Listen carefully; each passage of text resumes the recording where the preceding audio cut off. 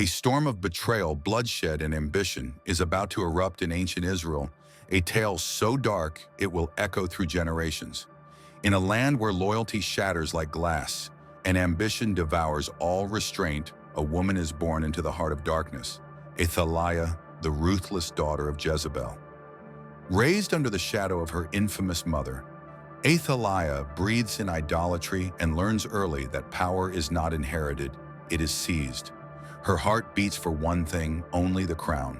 Cold, relentless, and devoid of compassion, she's prepared to sacrifice anything, even her own family, to claim the throne. But what happens when ambition knows no mercy? How far will one woman go when blinded by the hunger for control? The kingdom teeters on the edge of ruin as Athaliah tightens her grip, and a single soul, innocent and unaware, holds the key to its survival. Yet in this bleak hour, a faint light flickers. A rightful heir lives hidden from the queen's deadly gaze, protected by a brave few who still dare to stand against the tide of madness. But time is slipping away, and the future of the nation hangs by the thinnest of threads. In the event when darkness threatens to consume everything, what will happen? Is it possible for the youngster to escape Athaliah's harsh grasp? And will this monarchy ever return to its previous state? Join me, and together we will delve deeply into this story that will stop your heart. It is a story about treachery, power, and hope. Make sure to leave a 1 in 11 in the comments section if you are prepared to learn the horrible truth of Athaliah's reign that was filled with blood. How about we embark on this once-in-a-lifetime adventure together? Jezebel's vile daughter is what we call her. In what manner did Athaliah drench Judah in blood? Her story had already started to stir in the shadows of power, long before Athaliah ever opened her eyes to see the marble pillars and fragrant halls of Samaria's palace. This was a very long time ago. Imagine yourself standing in those corridors and feeling the weight of ancient tapestries that whispered of victories and bloodshed. There, seated next to King Ahab, was her mother Jezebel, who was the powerful daughter of Ethbaal, the king of Sidon. It was as if a dark mist was spreading over Israel, and her notoriety spread across borders, becoming notorious. It was she who took the initiative to invite the gods of Sidon into the very center of Yahweh's country, and she was the one who convinced her husband to construct towering altars and splendid temples for Baal. Incense was burned day and night for a foreign deity while she was in charge of the situation, and the voices of the prophets became stifled and feeble as they were overcome with terror. Do you think it would be possible to live in a country where if you spoke the truth about Yahweh, you would be bringing a death sentence upon your head? Athaliah, a young girl, breathed her first breath in this world that was rife with luxury, but also marked by the presence of idolatry. The palace that she was ensconced in was a paradox. It was glittering with riches, but it was devoid of any sense of morality. In addition to being soaked in luxurious oils, she was also immersed in the scheming spirit of her mother's desire from the time she was a young child. Jezebel's eyes sparkled with a stony assurance that was unwavering. She was a queen who held the belief that countries were lumps of clay that could be shaped by her own hands.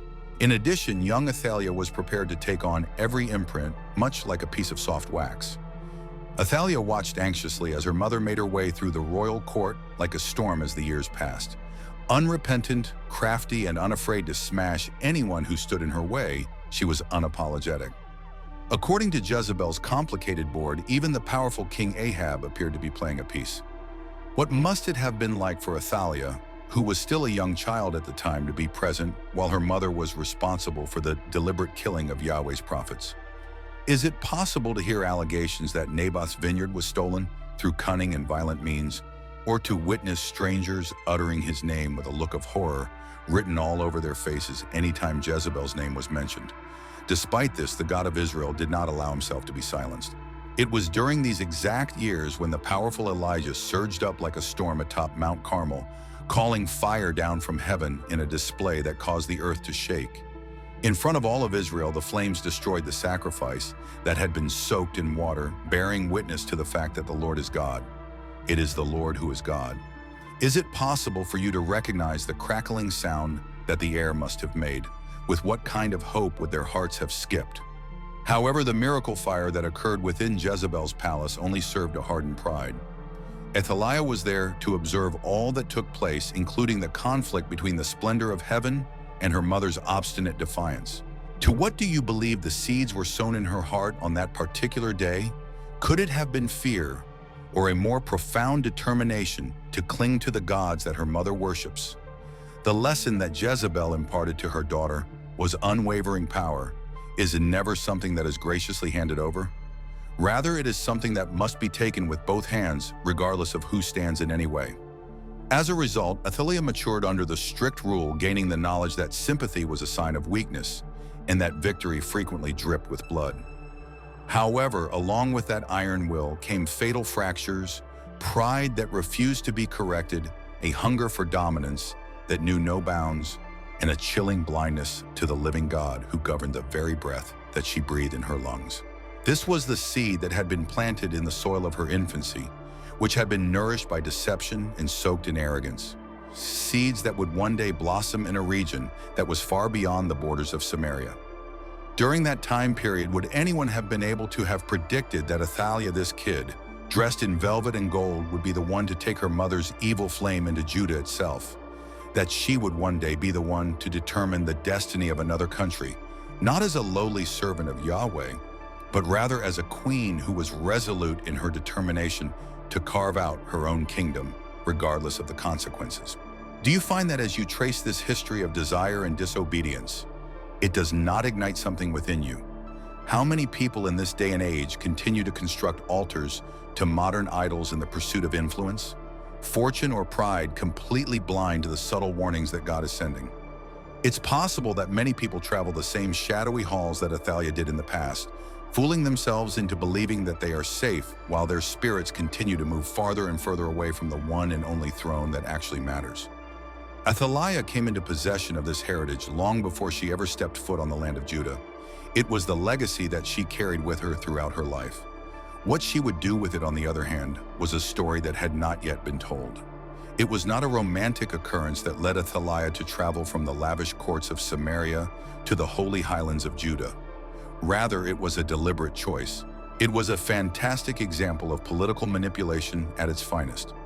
Imagine for a moment the map of ancient Israel, where the kingdoms in the north and south frequently looked at one another with suspicion, their borders taut with the tension of long-standing rivalries. On this precarious boundary between peace and war, King Ahab attempted to solidify his rule by means of a marriage treaty. This was the frail line that separated peace and war. By connecting the royal bloodlines of Israel and Judah, what could be a more effective means to bind the two kingdoms together? As a result, Jehoram, the son of King Jehoshaphat of Judah, was given the responsibility of marrying Athaliah, the daughter of Jezebel and Ahab. When she walked through the gates of Judah's palace, she was not only dressed in royal garb, but also clothed in the expectations of an entire kingdom. What would it have been like for her to experience this moment? The celebration of two young aristocrats was not the only thing that took place here. In spite of the fact that it was a deliberate covenant with the intention of weaving two nations into a more tightly woven tapestry, darker strands were sewn among the bright threads of diplomacy. Bringing with her the pomp of Samaria, the aroma of Sidonian incense, and the hushed murmurs of Baal's priests, Athaliah brought all of these things with her. Would it be possible for Judah to be completely unaffected by such a powerful presence? Due to the fact that she was brought up in a courtroom where manipulation was as common as music. Athaliah was able to move undetected and steer judgments without giving the impression that she was doing anything. The very best Jezebel herself had taught her how to manipulate kings to her liking with the same ease that she rearranged her glittering necklaces. She had learned from the very best. Now, in the very center of Judah, where the worship of Yahweh was performed with solemn dedication, Athaliah discovered new territory on which to put her mother's teachings to the test. Jehoram, her spouse, was a man who had a tremendous yearning for power, but as a result of her shrewd counsel, he was relatively vulnerable. He was gradually dragged away from the solid foundation that his father had worked so hard to construct, much like a seed that had become entangled in the river. The righteous ruler Jehoshaphat, who was Jehoram's father, was held in high esteem by many people. It is written in the Bible that he followed the footsteps of his father Asa and did not deviate from them. He performed what the Lord considered to be proper in his eyes the entire time. According to the book of Chronicles, chapter 20, verse 32, this was a monarch who destroyed Asherah poles and worked to rid Judah of worship from other countries. Nevertheless, even the most morally upright leaders can have holes in their walls. This single marriage union resulted in the opening of a fissure that was initially undetectable and practically imperceptible. Isn't it remarkable how readily compromise can be able to pass through even the most formidable barriers when it is wrapped in the appropriate garments of political necessity? When Athaliah arrived in Judah, she did not establish herself there solely as a subdued queen consort who was pleased to supervise banquets and embroidery. The God of Abraham, Isaac, and Jacob was not the recipient of her fervent devotion or devotion to the God. Her heart continued to be connected to the gods of her Sidonian ancestors, to the altars that were decked with carved images and gifts of incense that rose to Baal. As a result of her influence, Jehoram started to endure things that he otherwise would have caused him to cringe. Over time, the Holy Land of Judah became defiled by corruption. We will make one minor concession at a time. Are you able to feel the mounting discomfort that is occurring in the streets of Jerusalem? It is possible that priests engaged in hushed conversations with one another, perceiving that a shadow had descended upon the temple courts. Perhaps the elders who recalled Jehoshaphat's efforts to eradicate idolatry were perplexed as to why foreign practices were gradually making their way back. However, Athaliah's ambition continued to grow unrelentingly and gaining intensity, much like a storm that was approaching slowly from the horizon. It is a disturbing thought to contemplate the fact that a single heart that is placed on the wrong altar might change the fate of an entire kingdom. In today's world, would you not agree that countless families and communities are being led astray by inconspicuous concessions and tacit agreements with principles that are in direct opposition to the covenant that God has made?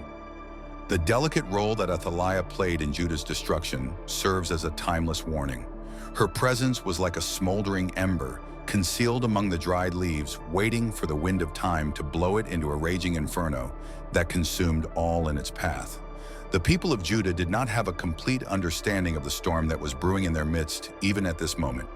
They continued to cram themselves into the temple of Yahweh and continued to repeat prayers that had been taught to them by their fathers, oblivious to the fact that the foundation of their nation was beginning to fracture under the weight of alien altars. Athaliah, on the other hand, observed with keen eyes as her aspirations developed in a stealthy manner behind golden coverings. Everything was in place. When she arrived in Judah, she was brought there by a tenuous alliance. Yet her tale, along with the story of a kingdom that was on the verge of breaking its promise and becoming corrupt, was just beginning its most perilous chapters. Can you imagine what would take place when the storm eventually made its way to them? A decision had not yet been made by the hearts of Judah. Jehoram, Jehoshaphat's eldest son, was given the responsibility of ruling the kingdom of Judah after his father Jehoshaphat finally closed his eyes and passed away. The crown was burdened with the history of a father who had walked consistently with Yahweh, working to rid the land of idolatry and strengthen the covenant that connected Judah to its God. This father's heritage lay heavy on the crown. On the other hand, while Jehoram was ascending to the throne, a different power was discreetly operating behind the corners. A person who was not dressed in the regal garments of Judah, but rather in the silken finery of Athaliah, a foreign nation. At this moment, Queen Consort Athaliah, whose very blood pulsated with the vicious spirit of Jezebel, witnessed her long-awaited opening. Would it be possible for you to picture her standing next to the throne, her eyes glistening with ambition and whispering strategies into Jehoram's ear? While the palace candles cast a gentle glow, her influence began to round him like a vine from the very beginning of his rule. And while it was initially mild, it quickly became more and more restrictive. Jehoram started to chart a course that would have shocked his father, and he was guided by her guidance during this process. In addition to reinstating the worship of Baal and the allure of Sidonian gods, he undermined the spiritual defenses that Jehoshaphat had toiled so hard to construct. Altars appeared all over the land of Judah, and the incense that had been set aside for Yahweh now rose to heavens foreign to Judah. According to 2 Chronicles 21:6-11, the scriptures express their disapproval of this particular change by pointing out that Jehoram followed the practices of the kings of Israel and was responsible for the fornication of Judah and the people who lived in Jerusalem. It is a scary sight to behold how swiftly the devotion of one generation can be overturned by the passion of the next generation. However, Athaliah's desire was not at all satisfied with only reshaping the worship of Judah. By every means necessary, it endeavored to acquire the throne. The dark encouragement that Jehoram received from her led him to conduct an inconceivable crime. He ordered the horrific killing of his own brother's men who shared his father's blood and who could one day dispute his reign. Can you imagine the fear that pervaded the palace halls on that particular day? The rooms that had been filled with royal discussions and laughing were suddenly hushed as they were haunted by the feeling of treachery. Through the commission of this act of fratricide, Jehoram divorced himself from the very essence of Jehoshaphat's legacy. The people of Judah, who had been brought together by their common faith and the honor of their families, now shook under the shadow of fear. The repercussions did not take long to materialize. It was almost as if the very act of creation itself objected to this new regulation. There was an uprising among the neighboring nations. The Edomites, who had been subject to Judah's rule for a considerable amount of time, eventually were able to break away, so gaining their freedom. While this was going on, the Philistines and Arabs ripped through the defenses of Judah like a scythe, through harvest fields, robbing royal treasuries and leaving destruction in their wake. Imagine the people of Judah as they watched their holy city being pillaged, wondering how far their nation had fallen since the days when Jehoshaphat would make his march to the temple. It was in the midst of this storm that Jehoram's court received a scroll, which was carried into the court by hands that were shaking. This was a letter that had been written by the prophet Elijah himself, a man whose words had once caused fire to come down from heaven. In a manner akin to a blade being forced to the soul, the message was abrasive and piercing. As a result of Jehoram's decision to abandon the practices of his father and to guide Judah into the practice of idolatry, his home would be beset by disaster. His own body would be destroyed by a disease that was so vicious that it would consume him from the inside out. This is even more terrifying than the previous idea. Have you ever experienced the shiver that comes from the truth cutting through pride and removing every illusion of safety? In accordance with the prophet's predictions, Jehoram's health deteriorated. After years of suffering from a debilitating condition of the bowels, he finally reached the point where his body could no longer take it. Jehoram passed away without being loved or mourned after 8 acrimonious years on the throne, years that were marked by revolt, invasion, and the loss of a kingdom that he had fought so hard to secure. The only thing that the chroniclers mention is that he left without anyone feeling any regret. This is a heartbreaking epitaph for a monarch, according to 2 Chronicles 21:20. However, beyond the walls of the palace, Judah itself was left in a state of disarray, with its people stumbling around in a state of confusion. Judah was politically bruised and spiritually broken. Athaliah was seen standing in the ruins of these fractured foundations, her aspirations still very much alive and well. Considering that the throne was in a precarious position and the very essence of a nation was hanging by a thread, what would be the next step? The story was not even close to being finished, and the darkness was just starting to get more profound. The story of Athaliah did not come to a close with the burial of her husband. In point of fact, the passing of Jehoram is not so much a conclusion to the story as it is the beginning of a far more ominous one for her. Is it possible for you to image her standing in the courtyard of the castle dressed in the thick mourning veils of a widow, while her mind is racing with schemes beneath those black folds? It was possible that the majority of people anticipated that she would gently disappear into the shadows, content to dissolve into the periphery of Judah's royal court. Athaliah, on the other hand, was never developed for silence. It was not a waste of time for her to spend those years in Judah. They had been an excellent example of how to examine flaws, not only in individuals but also in nations. With the throne having recently become empty and Judah reeling from the political wounds he had sustained, Athaliah's attention quickly shifted to her next piece, who was her own son Ahaziah. At the same time as a serpent coils its victim, she encircled him with her power as firmly as she could. It was her voice that whispered directives into the royal ear, guiding his decisions and forming his allegiance, even if he was the one who wore the crown. When you think about it, it is a scary thought. The embrace of our mother has the power to either foster life or to suffocate us like a vice. The reign of Ahaziah, on the other hand, was destined to be nearly as short as it was unfortunate. Joram, the king of Israel, was himself wounded and reeling from the chaos that Jehu had unleashed, and he went to Jezreel to pay him a visit. He was drawn north by ties of family and allegiance, and he went there to visit Joram. Jehu, who had been appointed by God to purify Israel from the tainted lineage of Ahab, rushed through the countryside like a divine wildfire. Ahaziah was consumed by the flames in the blink of an eye, and his death was a portion of the severe judgment that God had in store for him. The scriptures provide a frank account of it. After Jehu had finished him out, they laid him to rest. According to what they stated, he is the son of Jehoshaphat, who devoted his entire himself to seeking the Lord. 2 Chronicles 22:9. But what solace was that to a country that was now in a state of shock, watching the body of its new king return on the pathways that had previously been used for royal parades and wedding processions. After returning to Jerusalem, the news hit like a hammer, striking a glass that was easily broken. It appeared as though Judah's royal dynasty had been shattered, its future was unknown, and its people were fearful of the impending calamity. Athaliah, on the other hand, saw the perfect storm for her climb, but many others saw nothing but disaster. Isn't it interesting to think about how frequently people with twisted objectives see opportunities exactly where others see people falling into ruin?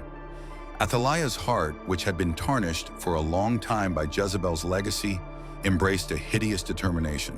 It would not be enough for her to merely cling to power through the assistance of another man. She would take the throne directly. Athaliah issued an order that resulted in the systematic death of all those who carried royal blood, a move that was so icy that it appeared to freeze the very breath of Judah. Notable among them are her own grandchildren. Imagine for a second the hushed screams that reverberate through the hallways of the palace, the hurried steps of guards who obey directions that they dare not question, and the little hands of innocent heirs who reach out for mercy that is not going to come. In Judah, was there ever a night that was darker than this one? In order to ensure that her rule is not threatened by any rivals or rumors of another claim, a queen dressed in royal robes takes the initiative to carry out the slaughter of her own family members. And in a matter of weeks, her scheme began to bear its ominous fruit. Athaliah became the first and only woman in the history of Judah to ever wield the throne of Judah when she anointed herself queen over the kingdom. This was a story of ambition that was rewarded, and from the outside it appeared that her dominion was secured by merciless efficiency. Nevertheless, there were still traces of hope that pulsed deep beneath the surface, mainly due to the fact that Athaliah was unaware that a delicate spark had managed to escape from her terrible trap. Little Joash, the baby son of Ahaziah, was taken away by his aunt Jehoshaphat when he was still a child. This was done in complete secrecy. Through the assistance of her husband Jehoiada, who was the high priest, they managed to conceal the young boy within the holy courts of Yahweh's temple. Imagine that delicate scene, a young kid cradled in the very house of God, swaddled not only in cloth, but also in destiny itself, while the rest of the world shouted with Athaliah's instructions at the same time. Who would have thought that the last chance for David's lineage was still alive and well within these otherwise peaceful rooms of the temple? How about the present day? How many plots of darkness are being carried out all around us, with their architects feeling that every competitor has been vanquished and every threat has been eliminated, without ever comprehending that God has already successfully concealed his objectives beyond their reach? When you consider how frequently deliverance occurs in silence, hidden from the sight of those who assume they wield absolute power, isn't it humbling to make that realization? As a result, Athaliah ruled under the conviction that her way was safe and that her kingdom was impregnable. In the meantime, Judah was learning to walk while concealed beneath lampstands and listening to prayers that echoed throughout the room. Nevertheless, that chapter, which was a story of divine reversal and courage, that was still waiting to rise, had not yet broken upon the iron crown that Athaliah wore. The dominion that Athaliah exercised over Judah was absolutely unlike anything that the kingdom had ever seen before. Not once in history had a woman taken the kingdom by herself, and she did it not because of inheritance through David's lineage, but rather because of her vicious ambition. Immediately as she placed her hand on Judah's crown, it became abundantly evident that this would not be a delicate regency, nor would it be a humble stewardship. Do you see her standing there on the balcony of the palace, looking majestic and icy? Her gaze scanned the people, which were buzzing with a mixture of terror and unease. This dominion was constructed upon the blood of her own grandchildren as well as the blood of the royal family, and it was enforced by the same cunning that had formerly characterized Jezebel's court in Samaria. Athaliah had a deeper understanding of the workings of power than the majority of men ever would have. She had become an expert in court intrigue as a result of her mother observing her manipulate the will of kings over the course of many years. Now she stood alone at the pinnacle of Judah's weak kingdom, supported up by courtiers who were faithful to the memory of Ahab and Jezebel. She was eager to see Sidonian customs take firm root in the land of Yahweh. It was from her throne that she made the decisive move to transform Judah into a reflection of her own evil inheritance, rather than the holy nation that it was intended to be. Baal's worship did not only gradually make its way into the streets of Judah while Athaliah was in charge. It marched in broad daylight with the royal decree serving as the trumpeter, in a manner that was reminiscent of the structures that had previously been shining in Samaria altars sprung up across the hills and even within the heart of Jerusalem. The superiority of gods who had not made a covenant with Israel was advertised through the construction of sacred groves and towering idols. The religious celebrations that were devoted to Yahweh were subtly supplanted with festivities that were steeped in chanting and sacrifices from the pagan religion. The thought of traveling through the streets of Jerusalem and witnessing youngsters being led to the shrines of Baal, which were once the gathering place for travelers to celebrate Passover, is hard to fathom. Which prayers must have been burning at the core of the hearts of those who were so steadfast in their refusal to bow down. While this was going on, the priests of Yahweh, who had previously been standing openly to bless the people, were forced to remain in secret. As a form of quiet rebellion against the queen's new edict, they kept their scrolls close to their chests, mumbled ancient psalms behind closed doors, and kept the lamps burning inside the temple. A solitary torch flickering against a kingdom that was being engulfed in a growing shadow. The temple itself stood as a solitary island of defiance. Athaliah, whose eyes were heightened by suspicion, was aware of the peril that would result from leaving such a sanctuary unattended. As they prowled its courtyards, her spies were always on the lookout, but paradoxically, they were oblivious to the most important secret that was concealed within its very walls. The final member of David's royal lineage, her grandson Joash, is the last tender sprout. The vision that Athaliah had was of a Judah that had completely submitted itself to the gods of her Sidonian ancestors. Her declarations were unmistakable. Exile or death was a possibility for those who resisted. In spite of this, something not only frail but also stubborn refused to perish beneath her hard decree. The Shema was still taught to youngsters by their moms in numerous houses that were as simple as they were. Take heed, O Israel, the Lord our God, for there is only one Lord. Deuteronomy 6:4. Old men continue to write down the history of Abraham and Moses on parchment, talking about the covenant that neither Baal nor any other foreign power could destroy. Isn't it incredible how profoundly faith can root itself even when a throne requires that it be otherwise? As time went on, the burden of Athaliah's authority started to exert a significant amount of pressure on Judah's spirit. The people were restless as a result of her harsh governance and the eradication of their covenant identity. They longed for the days when Jehoshaphat led processions to the temple of Yahweh, when prayers rose pure from Jerusalem's courts, when rumors drifted through marketplaces and temple gates, whispers of a surviving heir, and a spark of David's promise that Athaliah's sword had somehow missed at some point. The weary faithful saw these stories as sparks of hope that were much needed, despite the fact that many people dismissed them as hazardous illusions. Despite this, Athaliah laughed coldly and dismissed the rumors that were being spread. She felt invincible as she sat on her throne, which was protected by palace guards and surrounded by advisors who had been selected for their devotion to her mother's gods for special consideration. She felt that Judah was permanently shaped in her image, with its allegiance to Baal being bound by iron decrees and its allegiance to Yahweh being torn away. She was completely unaware of the fact that the God of Judah, the very one whose covenant she was attempting to destroy, was already moving through the unseen corridors of history, weaving together priests and prophets, courageous women and hidden offspring, all in order to fulfill his promises to David. Could anybody who was present in Athaliah's shadow-draped court at that time have predicted that behind the stillness of prayers and the trembling of those who were oppressed, a heavenly plan was already gathering force, preparing to pierce her darkness with a light that she could never comprehend. Young Joash, the last living thread of David's royal line, grew quietly under the very nose of the woman who had sworn to extinguish his heritage forever. He was hidden beneath the soaring arches and hallowed courtyards of Yahweh's temple, which was a place of worship. While Athaliah was strutting around her marble halls certain of her complete victory, the genuine hope of Judah was learning to walk just outside her reach in rooms she dared not violate. Isn't it absolutely mind-boggling to think about this? The courageous faith of Joash's aunt Jehosheba served as the foundation for Joash's precarious existence.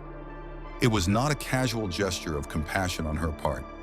Rather, it was a spectacular act of disobedience that had the potential to cost her everything. Imagine for a second that she is a regal princess, her heart hammering in the darkness as she gathers the young child up under the cover of night. Everyone who hurriedly walked through the corridors of the palace ran the risk of being discovered. Every time you turn along a hallway that is lit by a torch, you can come across a guard who is devoted to Athaliah's ruthless decrees. Despite this, Jehosheba continued on, motivated by something that was much more powerful than fear. Is it not a living echo of the first verse of Psalm 27? The Lord is both my deliverer and my source of light. Who should I be afraid of? It turned out that the temple was much more than just a location for Joash to hide. It was his safe haven, his classroom, and the place where he was conceived of his future. The sacred history of Abraham, Moses, and David were being repeated by priests as he made his way across stone floors that resounded with old melodies. He was surrounded by priests. When Joash found out that he was not just any child, but rather a live manifestation of Yahweh's unbreakable promise that David's line would never fail to have a lamp before God. In Jerusalem, you can only image the wonder that would have been in his eyes. 1 Kings 11:36. Jehoiada, the high priest, was the one who was in charge of overseeing this silent miracle. Jehoiada, a man of unwavering patience and unwavering faith, was fully aware of the situation and knew exactly what was at stake. Not only did he see a child in Joash, but he also saw the living fulfillment of the covenant that Athaliah's altars were attempting to destroy. Joash was not only kept alive by Jehoiada's vigilant care, but he was also being prepared for his future responsibilities. Over the course of several days, the high priest most likely imparted Torah teachings to the young lads, sowing the seeds of commitment that would eventually develop into leadership. On the other hand, Jehoiada was well aware that rash enthusiasm could bring about their end. If Joash were to be revealed too soon, it would be the same as signing his death warrant and maybe putting an end to Judah's last chance for good. Consequently, Jehoiada worked diligently and covertly for a period of 6 years, during which time he established a structure consisting of priests, Levites, and courageous military officers. Imagine the unannounced gatherings that took place across the tables of the temple, with the lamps turned down low and the voices hushed over the scrolls. In every pledge that was taken before Yahweh, it was a promise to restore the throne regardless of the personal cost involved. I can't even begin to imagine how many people's hearts must have shook with dread and holy determination during those secret councils. While everything was going on, Athaliah governed from her palace with a self-assurance that was as enormous as it was empty. She was certain that every heir of David had been crushed under her instructions, and she carried out her decrees with a ruthless precision. Her spies moved stealthily through the marketplaces and the courtyards of the temples, their ears strained to pick up any sign of discontent. Those individuals who were discovered whispering visions of Yahweh's covenant were brought before her judgment seat, and her chilly satisfaction sealed their fates. In spite of her vigilance, Athaliah was unable to stifle the underlying current of faith that was reverberating throughout Judah for some reason. Even in the face of the possibility of death, mothers continued to sing psalms to their children at night, elderly men continued to lift their prayers toward heaven, and hearts continued to long for the days when Judah strode proudly beneath the banner of Yahweh. While all of this was going on, Jehoiada's low-key revolution began to take shape. There was a single error, a word whispered to the wrong ear, or a look cast at the wrong moment that could unravel years of planning and his wisdom-woven prudence into every action. But Jehoiada had faith in more than just the shrewdness of humans.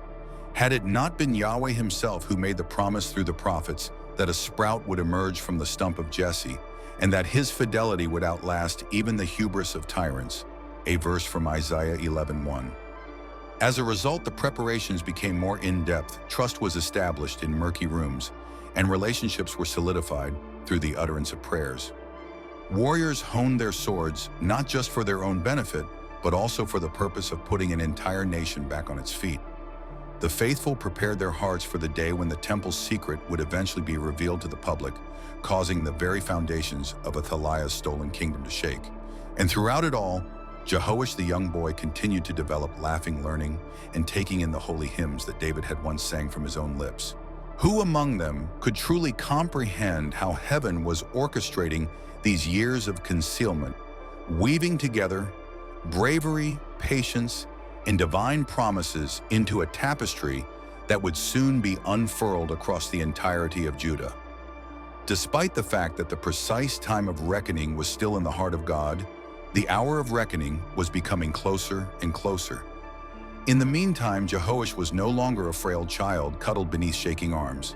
He was now hidden away beneath the echoing arches and holy courtyards of Yahweh's temple to be protected from the elements.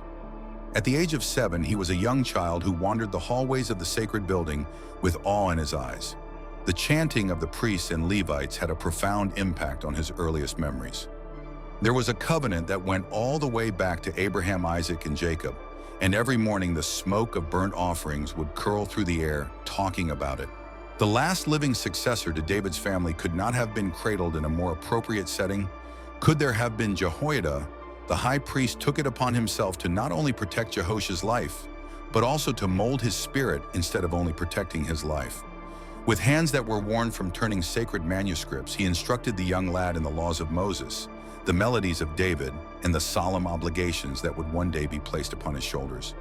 Imagine Jehoash walking up to Jehoiada and leaning down close to him as he unrolled sheet after parchment, his voice remaining calm and reverent. You must love the Lord your God with all of your heart, with all of your soul, and with all of your strength, all at the same time. 6.5 in the book of Deuteronomy, each instruction was a seed that was planted deep within Jehoash, and it was meant to bear fruit at the appropriate time for Judah. On the other hand, on the outside of the temple's protected walls, Athaliah's hold on the kingdom became even more firm. Her fixation on Baal became increasingly excessive as time went on. The streets of Jerusalem were filled with grand processions, costly ceremonies were staged in honor of her foreign deity, and lazy priests paraded around in garments embroidered with symbols that were intended to obliterate the memory of Yahweh from Judah's mind.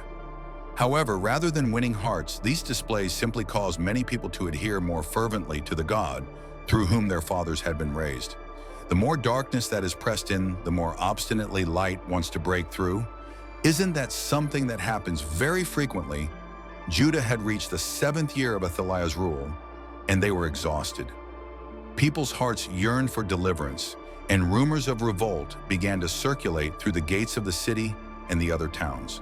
Jehoiada was able to recognize the signs.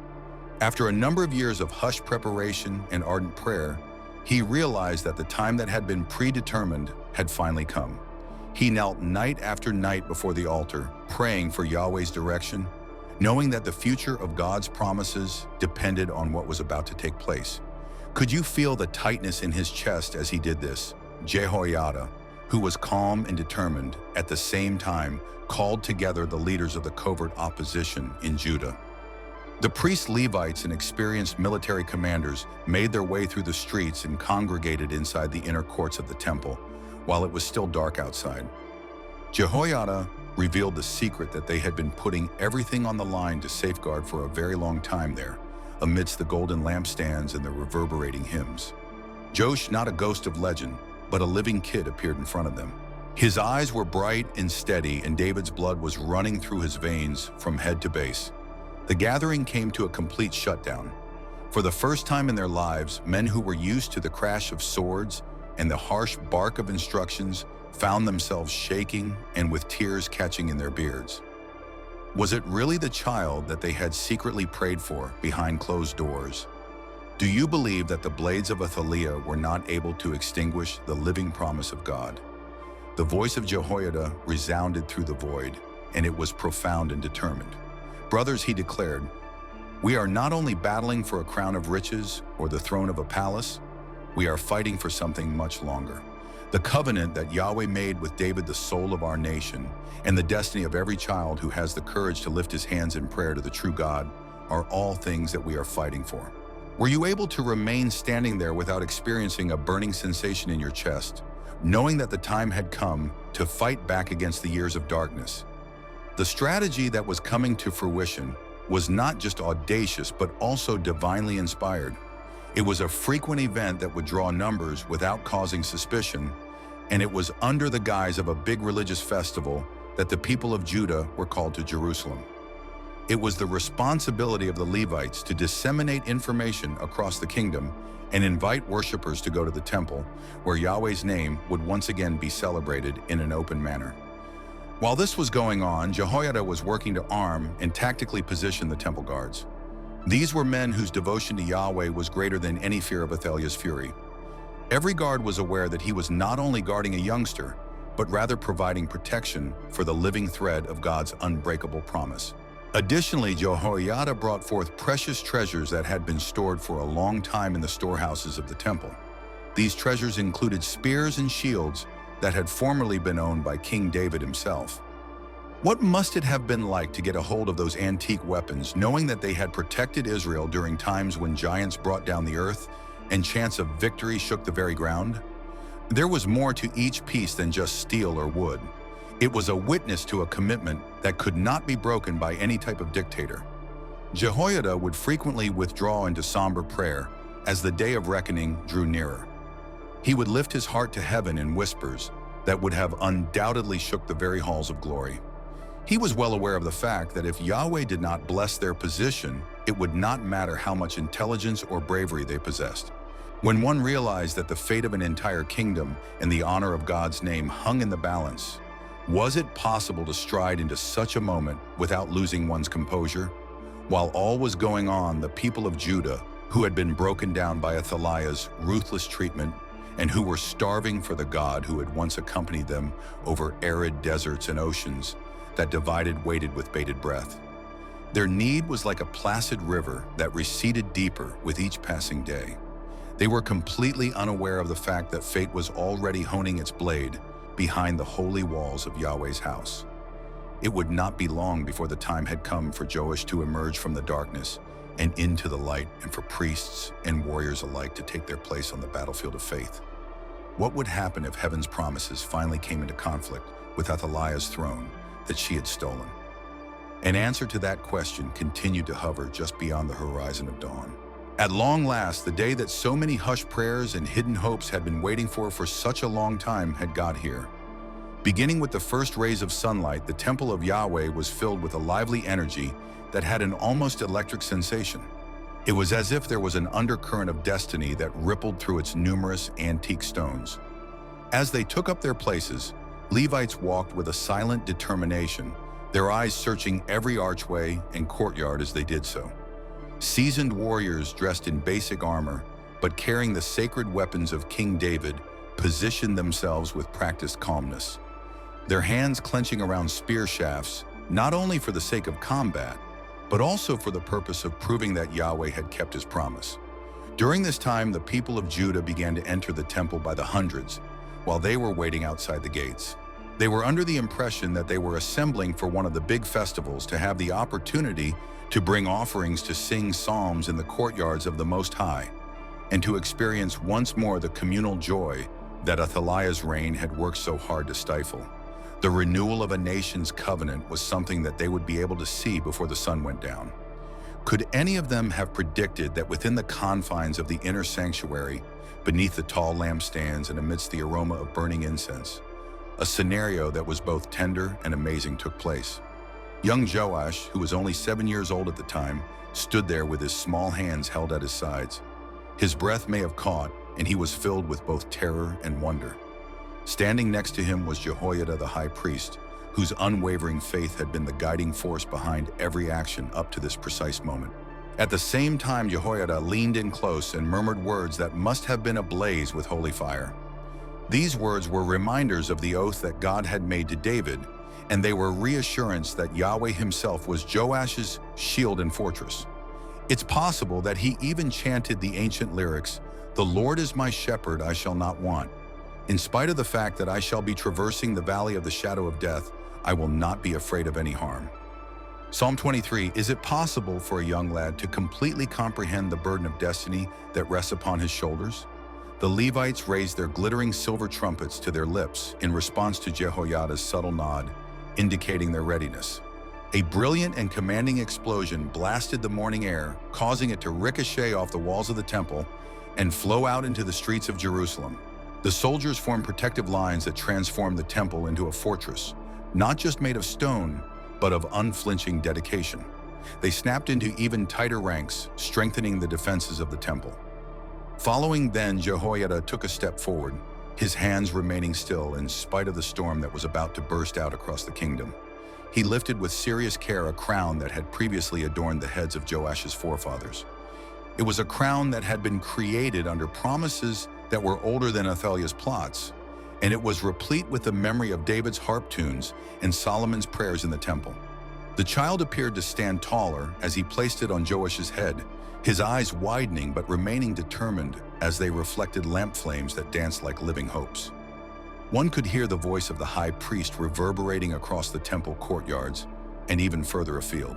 Take note of the monarch who is the son of David and has been appointed by Yahweh to guard his people.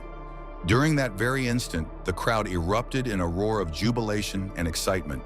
The sound of joy reverberated through the courtyards and reverberated along the streets of Jerusalem for miles. Men wept openly while holding their infants in their arms. The women raised their hands in the direction of heaven. There was a surge of happy hearts breaking free from years of experiencing quiet anguish, and the yells surged higher and higher. Forever and ever the King. Forever and ever the King.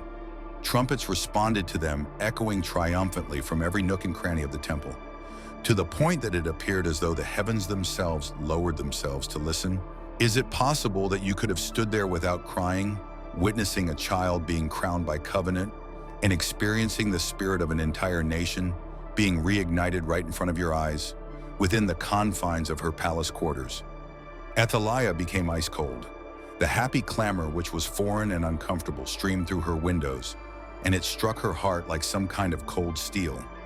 The wrath in her eyes made her vision blurry, and her breath quickened. Immediately, she called upon her entourage and demanded explanations, her voice cutting through the air more precisely than any blade. The robes she was wearing were flapping behind her like dark wings as she stormed out of her throne room without waiting for others to respond. Athaliah discovered a scene that was more heartbreaking than any tale she had heard about when she arrived at the temple. As Joash stood there crowned and resplendent, surrounded by shouts that proclaimed the very end of her rule, she was elevated upon a platform that was encircled by a sea of ecstatic inhabitants and columns of armed guards. The temple that she had let go of as a simmering annoyance had turned out to be the site where she had to come to terms with her situation. In a fit of rage and bewilderment, Athaliah's hands went up to her head and began ripping at her clothing. The air was shattered by her shrieks. Disloyalty, disloyalty. The sound of the word reverberated in a peculiarly hollow manner, as if even the walls refused to listen to her accusation. Is it possible that anyone in that enormous gathering could possibly feel compassion for her at this point, after years of suffering and being released on bail? During that tense moment, hearts raced not only with terror of what might come next, but also with amazement at how Yahweh's quiet workings had erupted into revelation that could not be stopped. Who would have guessed that a kingdom that was thought to have been lost to idols and oppression could be returned by the bravery of priests, the innocence of a child who had been concealed, and the unbreakable thread of divine promise? The tale stood precariously on the brink of historical significance. Do you think that Judah's rebirth would be successful? Or do you think that Athaliah's fury would bring triumph out of the jaws of deliverance? Everyone stood there out of breath, waiting for what was going to happen next, fully certain that Yahweh's hand was undoubtedly upon this day, regardless of what transpired. However, on this particular day, Athaliah's voice was little more than the hollow scream of a monarch whose power had already shattered. Her shriek of treachery may have once struck dread into the hearts of the people of Judah, But on this day, her voice was little more than that. The audience did not disperse as she stood on the ground, glaring from beneath her tattered clothing, her eyes wild with a rage that had been burning unchecked for a considerable amount of time. No bow was made by them. Instead, they stood next to one another, all of their faces turned upward toward Joash, who was still a child. Hearts that are connected by a hope that has been denied to them for a long time. Isn't it amazing how fast people lose their fear when they finally see the truth standing in front of them? When Yahweh's promises reveal themselves to be a spectacular reality? In the midst of this rebellion, Jehoiada, the high priest whose wisdom had guided it from whispered conspiracies to thunderous disclosure, walked forth without a trace of hesitancy. In a calm and authoritative manner, his aged eyes, which had been sharpened over the course of many years by witnessing both holy triumphs and bitter apostasy, focused on Athaliah. In order for Judah to be really liberated, he was aware that the head of the serpent needed to be smashed. He gave the instruction to the temple guards to take her in a voice that held the weight of the sentence that had been issued by heaven. There was no sign of reluctance on the part of the soldiers who took the initiative.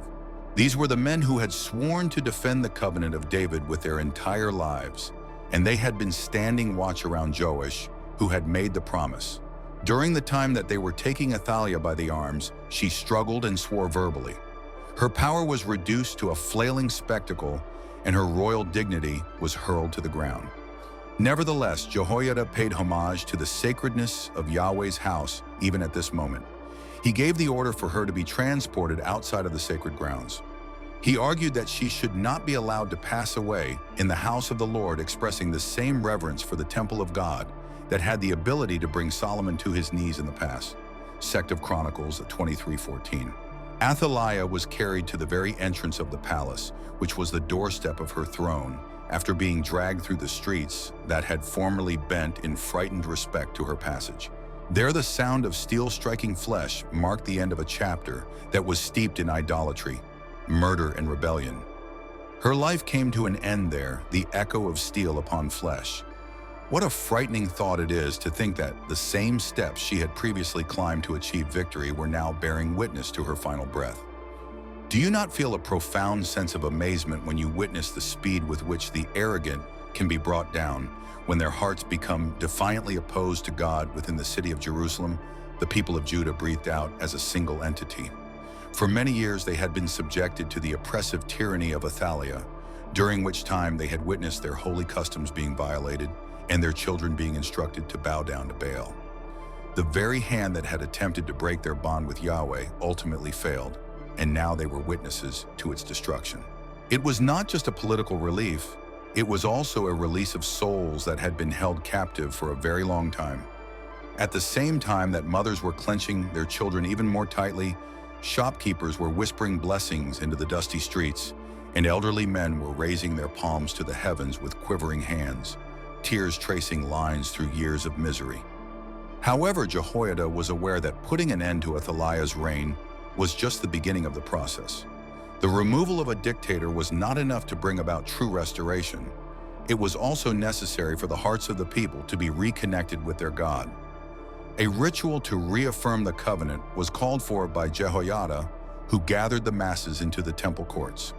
The ceremony was to take place beneath the same hallowed pillars that had protected Joash in private moments earlier.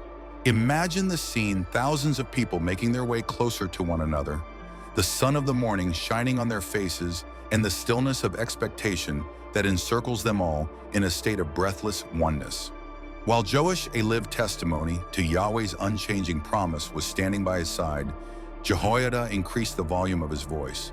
He exhorted the people to make a renewed commitment to the God of their ancestors, to destroy the altars of Baal in their fields and in their hearts alike, and to restart their journey in the footsteps of David, who had joyfully danced in front of the ark of the Lord. In such a situation, would you be able to stand there and not feel a surge of trembling determination within you when the people of Judah gathered together? They renewed their commitment to Yahweh.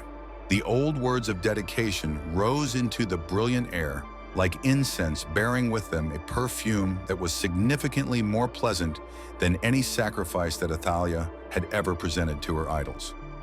The reason for this is that within that covenant life was breathed a promise that even after years of darkness, even after plans that were steeped in innocent blood, Yahweh's faithfulness remained unaffected.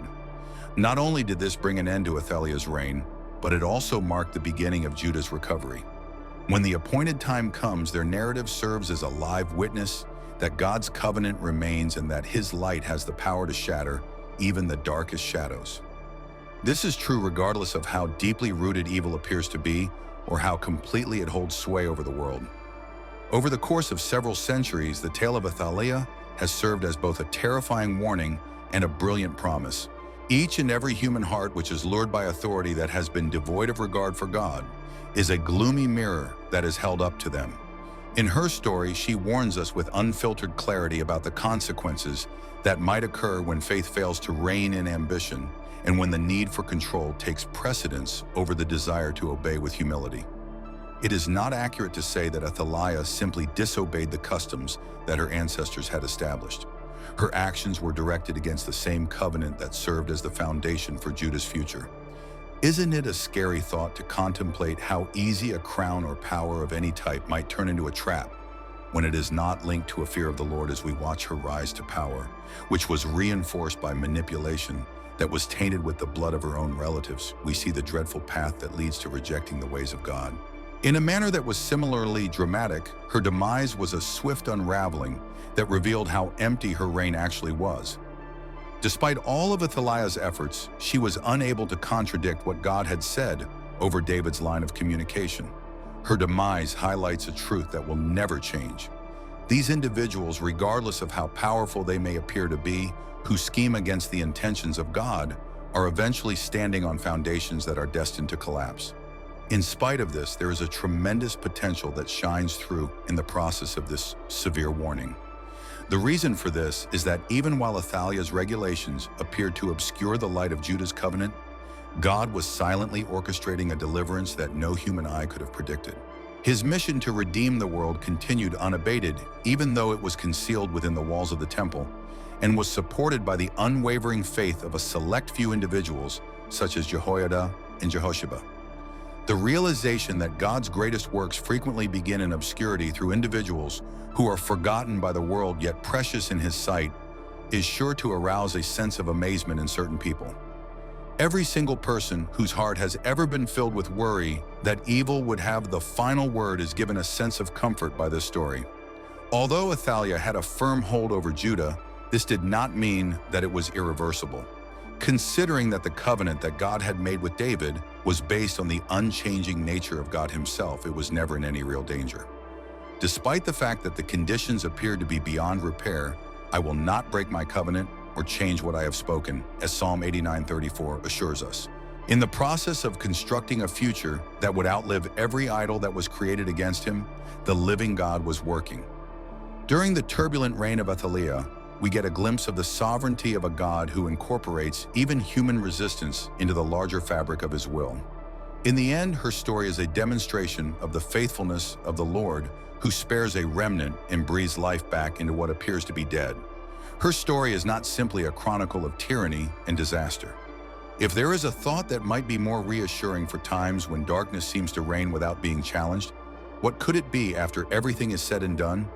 The enduring kingdom of God completely eclipses the legacy that Athaliah left behind.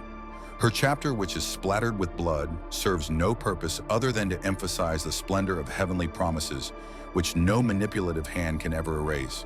A child who is concealed in the temple is the vehicle through which God's intentions move forward. Through whispered prayers and silent courage, God's purposes continue to advance until deliverance is shown in magnificent light. Her tale serves as a living declaration for us to consider in the present day. In spite of the fact that the environment may appear to be desolate and that evil may appear to be victorious, God consistently remains loyal. His assurances will not be abandoned. The existence of His realm will be unending. And through even the most insignificant of devoted hearts, through the most modest acts of bravery and trust, He continues to tell stories of restoration and deliverance that reverberate far beyond any throne that was constructed by human hands. It is impossible for me not to experience a sense of silent amazement as we come to the end of the chapter on the eerie story of Athaliah. The story continues to speak to us in such a compelling way even now. The fact that no throne that is built on slaughter and pride can stand against the plans of God is a truth that cannot be denied, and her ascent and fall serve to remind us of this indisputable truth. Is it not the case that this has not changed in the world we live in today? In the belief that they can control their own fate through force or guile, a great number of people want influence, fortune, or control. On the other hand, if it continues to stand in opposition to the living God, then all will fall apart in the end. The warning, however, is only the beginning of a promise that is so bright that it almost causes you to lose your breath. Even when it felt like darkness was choking the very soul of Judah, God was still moving quietly, patiently, with precision and unshakable purpose. His hope wasn't loud or obvious. It was hidden in the most unlikely place, a frightened child tucked away in the temple, shielded by those whose faith would not bend to idols. Isn't it incredible to think that our mighty God often chooses the hidden, the humble, and the overlooked to accomplish his greatest victories? This story speaks to me in a deeply personal way. It reminds me that no matter how hopeless our circumstances may seem, whether in our families, our communities, or the battles we fight within ourselves, God has not abandoned us. His covenant still holds. His promises remain unbroken.